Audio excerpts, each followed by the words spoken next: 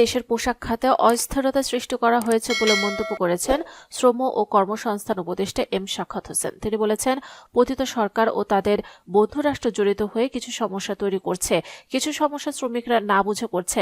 বুধবার ভোটার সচেতনতা ও নাগরিক সক্রিয়তা কার্যক্রম নিয়ে আয়োজিত নাগরিক উৎসবে তিনি এসব কথা বলেন। এম সাখাওয়াত হোসেন বলেন, শ্রমিকরা সমস্যা তৈরি করছেন না, তাদের দিয়ে সমস্যা তৈরি করানো হচ্ছে। এটি দুর্ভাগ্যজনক। যারা দেশের বাইরে থেকে অস্থিরতা তৈরির ইন্ধন দিচ্ছে তাদের বিষয়ে সচেতন থাকতে হবে।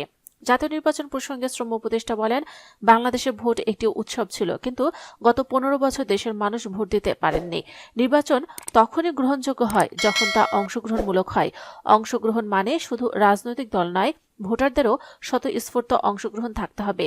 আগামী নির্বাচন যখনই হোক তা একটি ব্যতিক্রমী নির্বাচন হবে। এম সাখাওয়াত হোসেন বলেন, আগামী দিনে যে নির্বাচন হবে তাতে যারা অংশ নেবেন তারা নিশ্চয়ই গত 3 নির্বাচন থেকে শিক্ষা নিয়েছেন। যদি শিক্ষা না নেন তাহলে তা দুর্ভাগ্যজনক। রাজধানীর আগারগাঁওয়ে বাংলাদেশ বিনিয়োগ উন্নয়ন কর্তৃপক্ষের মিলনায়তনে যৌথভাবে এই উৎসবের আয়োজন করে দ্য হাঙ্গার প্রজেক্ট বাংলাদেশ ও সুশাসনের জন্য নাগরিক।